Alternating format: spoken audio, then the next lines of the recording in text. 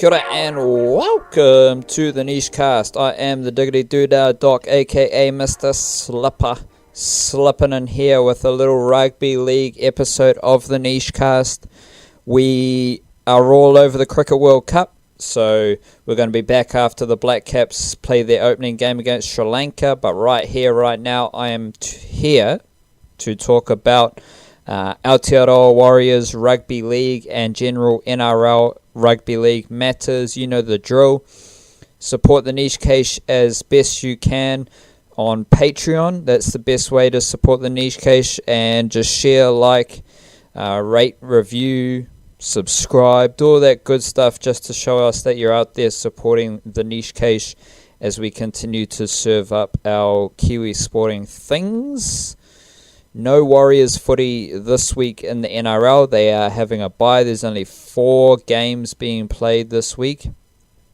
So I will still talk about the Warriors. I'm going to do a little stat check, just see where they're ranked in a couple of stats. Then I'll move into some reserve grade stuff in Jersey Flegg. So we're still going to have a bulk load of Aotearoa Warriors content in the first 20-25 minutes. And then I'll touch on these 4 NRL games that we have this week.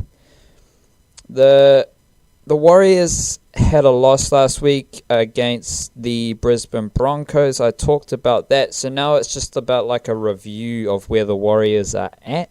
Touch and base with just how their season is progressing. They are currently 12th on the NRL ladder. Still only 4 points separates the Warriors in 12th and the Knights in 4th. So on the surface, the Warriors are 12th, and they are losing quite a few games. They are 4-7, so they've lost 7 games. They've won 4 games.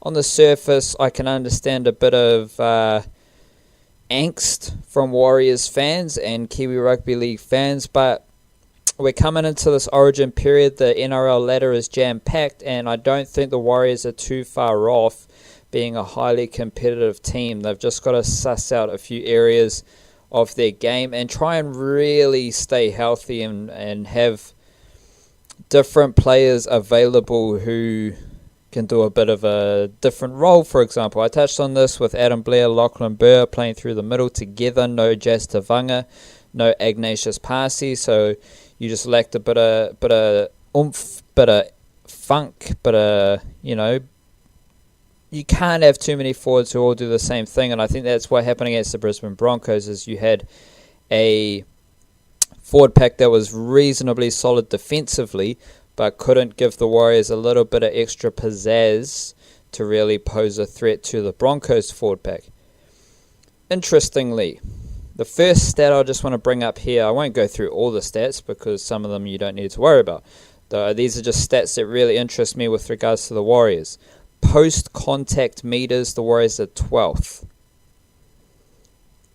So that pretty much has them in the lower percentage of post-contact meters in the NRL. And that's an issue. That's an issue when you're thinking about where the Warriors get on the field. I've talked a bit about Blake Green's kicking game, his bombs, that I'm not too fussed with. But there's a reason why the Warriors are always kicking the ball around halfway, 40 metres out from their opponent's try line. It's because they're lacking that little bit of extra oomph to get 10, 15 more metres with quick play the balls and then being able to shift to their edges. If you're one of these teams who are ranked 12th in post-contact metres, you're not getting quick play the balls. You're not marching downfield. You're not forcing a lot of work from the opposition.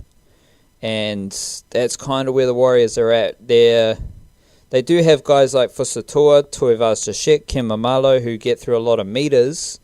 So when you think of like those dudes are always making meters, but the Warriors are 12th in post-contact meters and all run meters, the Warriors are 12th as well. So that basically comes back to what the forwards are doing and how effective and efficient they are in carting the footy up, which if there's a really basic issue that the Warriors need to improve on right now, it is how they get down the field. And yeah, run meters is one thing, but what those run meters then do to your play the ball speed, to the tempo of your attack, and scattering defenders, whether it's at the ruck or in the defensive line. That's kind of more of the issue with regards to the Warriors. It's not necessarily the meters that they are missing out on. It's the impact that those meters have on the playmakers and how they hit their edges. Because as we saw against the Broncos, when the Warriors hit their edges, it's very slow, clunky, and the defense is set ready to suss out whatever the Warriors are throwing at them. The Warriors are second in offloads behind the Sharks. So the Warriors obviously love an offload. They do the second most in the entire NRL, but the thing with offloads is that there isn't a correlation between offloads and success. There can be, if the right team, and say the Warriors, if the Warriors sort out a few things, those post-contact meters, running meters, and maybe other things that I'm going to be made aware of in the next few minutes, but if the Warriors sort out their game plan, their style of play, their effectiveness, and what they're doing on the field, then offloads can be correlated to success. But offloads are only good when you are coming up against the scattered defensive line. Offloading the footy against good defensive lines just means that you're shifting the footy around nowhere in particular. And for the Warriors, they are second in offloads, but we've seen many times this season where players make a break and no one pushes up in support. So it's like, well, if you're second in offloads, you should be always pushing up in support. Like, that's just a relationship that feels like it should be mandatory. But the Warriors are second in offloads, and rarely do they have players pushing up in support when someone makes a break. So you can have lots of offloads, but I'd prefer they are a bit more selective with their offloads and a bit more effort in terms of pushing up and following players who are making breaks, especially the halves. I've talked a lot about Roger Tuivasa-Sheck and how he's not really sitting in the middle of the field at the moment. He's pushing out wider to the edges. Get him around the footy. Have him pushing up on those offloads so we can get an offload. You can't offload if no one's there. And while the Warriors do have lots of offloads, it's more the timing that will increase how impactful those offloads are. Let's just see. So the Warriors are also second in line breaks. So if the Warriors are second in line breaks and then they are 10th in points, there's an issue there. You've got a team who are second in line breaks, 10th in points. So there's not a whole lot of relationship between line breaks and points. The Warriors don't make the most of those line breaks. If you're second in line breaks, you should be scoring a whole lot more points than 10th. And especially when you look at the other three teams with the most line breaks, Rabbitohs first, Roosters third, Storm fourth. They are the best teams in the NRL, and they are all in the top four for line breaks, where the Warriors are second in line breaks and don't score many points. The Rabbitohs are first.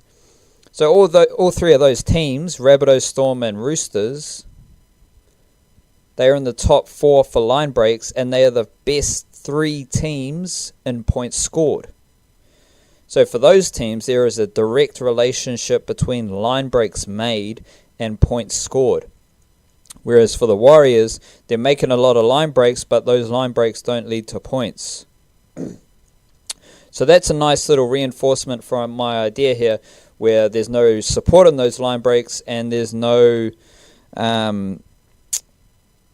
quick play the balls on the back of those line breaks, scattering the defensive line. That's a nice little wrinkle to some Warriors attack. Definitely need that support play. Definitely need what you're doing on the back on the next play of a line breaks. So the Warriors make a lot of line breaks, don't score enough points from those line breaks.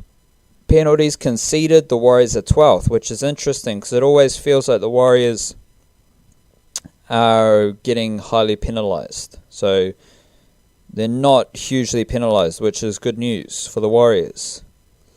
Warriors are also 10th in errors made, so they're not in the top half for errors made, so that's good.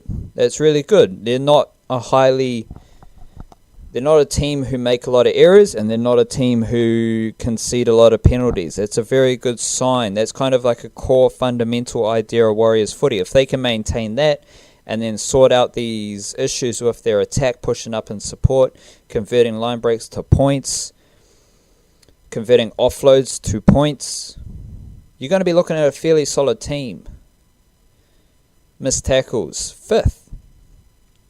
So not amazing, not so terrible as well.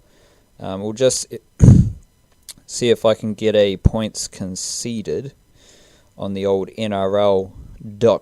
So we got the Warriors in 5th for missed tackles, and they are...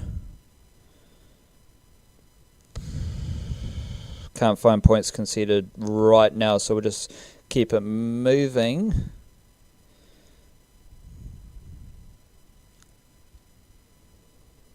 Dummy half runs. Let's just have a quick squiz at dummy half runs. This will be the last stat I have a look at, I think. I might have a look at line engaged as well. Dummy half runs. This was an issue earlier in the season for the Warriors.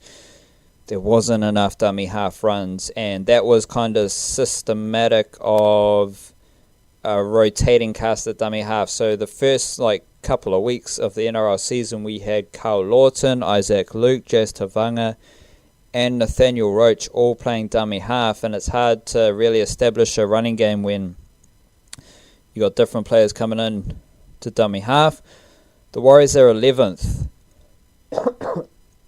in excuse the coughing, that time of year, The Warriors are 11th in dummy half runs, and it's not just dummy halves, that's the thing.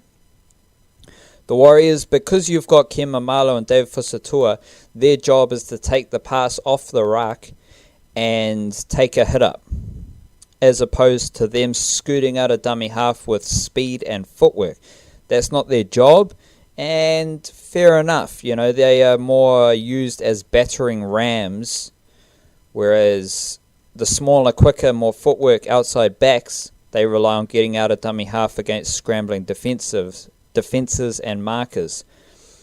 So you're not going to have Ken Mamalo and Dave Fusatua getting into dummy half, which isn't an issue because they chew up the meters when they're hitting the ball up. But I would like to see, more Peter Hiku, more Patrick Herbert, more Roger Tuivasa-Sheck getting out of dummy half, so there's always some level of threat out of dummy half, especially on those early tackles when you've got Mamalo, one pass off the ruck, and the opposition are well aware of the threat that Mamalo and then, of course, Fusatua pose in working the ball out of Warriors territory. So they're going to load up 2 or 3 defenders on Mamalo, on Fusatua. It was the easiest tactic in the book when the Warriors used to play with Manu Vatuvai. He would steam off the back fence, but then you've just got 3 forwards from the other team waiting for him. As big as Mamalo is, as big and footwork, Mamalo's got fantastic footwork, so does Dave Fusatua. As big as these dudes are, as big as Manu Vatuvei was, you're not winning that collision too many times. And that's why Mamalo and Fusatua are better, because they've got a bit of footwork, so they can get in between. But point being is that defenses can read this, they can predict it, they're going to load up defenders and try and win that tackle so the Warriors start on the back foot. So suddenly, if you're the first tackle, second tackle, instead of passing to Fusatua or Mamalo, you get out of dummy half. So now those defenders can't load up on the person receiving the pass. They have to respect the run from dummy half. At the moment, the Warriors don't put enough effort into dummy half running, and that is allowing opponents to load up on those tackles, but it's also allowing opponents to slide out and put more pressure on Blake Green, Cody Nikorima, those dudes. So there's some clear ideas at play for the Warriors. If you're lacking dummy half running, that's not ideal, especially for a Warriors team. So much speed, so much footwork. You want heaps of dummy half running. You want as much dummy half running as possible. And the Warriors are also 14th in line engaged. So I think they were 10th in dummy half running and 14th in line engaged. So both of those, 11th in dummy half running, but both of those statistics revolve around the idea of engaging the defense. And the Warriors are poorly ranked in both of those statistics, which means not enough effort is being put into engaging the defense here so that there is more space over there. And by that, I'm pretty much meaning in the middle and out on the edges. The Warriors, when they shift to the edges, can look rather mediocre, probably because not enough work has been done to lay a threat at dummy half and draw in defenders back into the ruck area. And then when the ball does leave the ruck area, there's not enough engagement of defenders at the line. If a defender isn't engaged, they can move on to the next job. That's a simple way of looking at it. If a defender is engaged, they have to focus on this job right in front of them, the player right in front of them, because that player is engaging them into action, which means that they can't skip their job right then. They have to respect that job. Only then, after they've respected that job, can they move on. The Warriors, lack of dummy half running, lack of line engagement means that they are not doing enough work in those departments to create space elsewhere, mainly out on the edges. And it's a very broad idea, because if you're creating space out on the edges, you can be more dynamic out on the edges. The other team has to slide and cover the edges. Suddenly there's more space around the ruck. Suddenly Roger Tuivasa-Sheck can sneak around the ruck. So those are some key areas. Like, everyone just talks about, typical Warriors, there's not enough effort in defense. There's not enough Aussies at the Warriors. No, the issue at the Warriors is that they are not pushing up in support. So we knew that. They make a lot of line breaks, but those line breaks don't lead to points. And the Warriors need to offer better support for whoever's running the footy. They need to have a greater dummy half presence, and they need to engage defenders a whole lot more, whether at dummy half or Blake Green, Cody Nikorima shifting the footy. And I'd also link in the run meters and post-contact meters into this, because you're going to make more meters if you have more dummy half running, especially with the players that the Warriors have. You're going to make more run meters if you're pushing up in support, so you're getting another 10 meters after a line break has already been made. If you're engaging the defenders in the ruck and at the line, you're going to have more run meters available out wider. So the Warriors have to do those things to get more run meters and put themselves in better positions. That's a rather interesting exercise, and I hope that offers a bit of insight as to how the Warriors can improve their performances, kind of regardless of which players are in the team for a week. They've got to change stylistic elements of their play, and not necessarily just strictly who the players are. Warriors are taking on the Newtown Jets and Cronulla Sharks in reserve grade and jersey flag. Fairly standard Warriors reserve grade team. Other than Tane Milne playing on the wing, Hayes Perham is now playing at centre for the Warriors reserve grade. Adam Pompey's given the job at fullback. So Tane Milne has played centre, has played edge forward. Now he's on the wing, which is kind of interesting. interesting to see if how Tane Milne's progressing in reserve grade and whether he can crack into NRL at some stage. Everything's stock standard in the forward pack. Lingy Sao comes back down to reserve grade to start on an edge, and he's also been given the captaincy, which is a pretty cool idea. Like, Lingy Sao had a tough outing versus Penrith Panthers, playing a few extra minutes, and now he gets to go back down to reserve grade with greater responsibility as skipper, and hopefully he can churn out an impressive performance. Probably timely for Lingy Sao because there's no game this weekend for the NRL team, so Lingy Sao can go back down to reserve grade. He's captain, roll out of an emphatic display for the reserve grade team, and then try and sneak back into NRL contention. The bench, Tyler Slade has made the move up from Jersey Flegg. So we have this kind of interesting situation where Sam Cook left the Warriors to go to join Mackay Cutters in Queensland. That's meant that Sean Mullaney has gone up from Flegg to reserve grade. He's starting at hooker, and then Tyler Slade has been playing a lock in Flegg, and he's now moved up to reserve grade as well. So we've had Sean Mullaney and Tyler Slade recently make what seems to be a permanent shift from Jersey Flegg up to reserve grade. Tyler Slade spending minutes at hooker as well. So at the younger levels, he plays as a lock forward. Sean Mullaney's a very slick hooker. Talked a bit about him. Whereas Tyler Slade's more of a rugged middle forward who can play hooker, similar-ish to Jazz Tavanga. The Junior Warriors Jersey Flegg team, I won't bore you with name by name. It's fairly standard to the teams we've seen previously, other than the inclusion of Eliasia Katoa, who was a very handy first 15 rugby union player at Tamaki College, highly recruited from rugby union and rugby league. He signed with the Warriors. This is his first appearance for the Jersey Flegg team on the bench.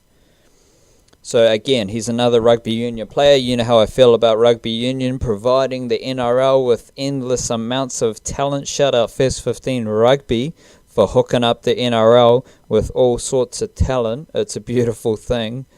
I really, who gives a shit about First 15 Rugby Union other than providing talent for the NRL clubs? And Eliasia Katoa is one of them, and he's the latest one. Earlier in the season, we saw a guy called Naila Masima. He's from Wellington. He went from rugby union to rugby league with the Jersey Flegg Warriors.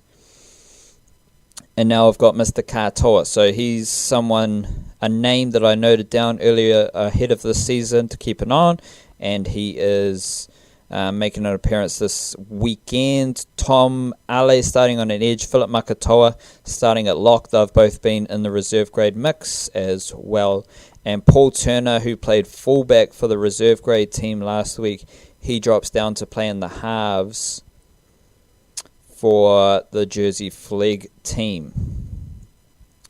We'll wiggle this out into NRL discussion, and my angle for this week is all about Tonga. So there are a couple selections that are huge for Tonga, because Tonga obviously preparing to face the Aotearoa Kiwis, and obviously there are obvious things that are fairly obvious to those who obviously like the word obvious. But there have been some low-key kind of selection changes, most of them forced by injury, that are hugely beneficial to Tonga because these players haven't been playing in these positions where they are likely to play for Tonga up to this point. So first up we have Panthers versus Seagulls. Jerome Luai's in the halves again for the Penrith Panthers, which is interesting. He partnered Nathan Cleary last week. Now he's partnering James Maloney. And after Origin, he will probably just make way for Nathan Cleary. Not too many changes here for the Seagulls or Penrith Panthers in terms of interesting Kiwi NRL players. But we do have Sione Katoa starting at hooker for Penrith Panthers, as well as Manase Fainu coming off the bench for Manly Seagulls. So Sione Katoa has been reinstated as the Penrith Panthers hooker, which is interesting. He needs a really good performance to seal multiple really good performances to seal a Tonga hooking spot, because Manase Fainu's coming in hot. Manase Fainu is dangerous. And also working against... hold that thought. We have Eels versus Rabbitohs.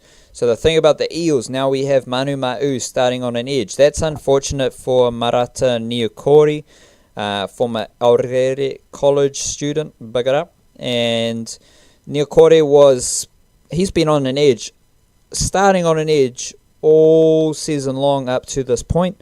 And for this week, Manu Ma'u shifts from the middle to an edge. Tonga need another edge forward.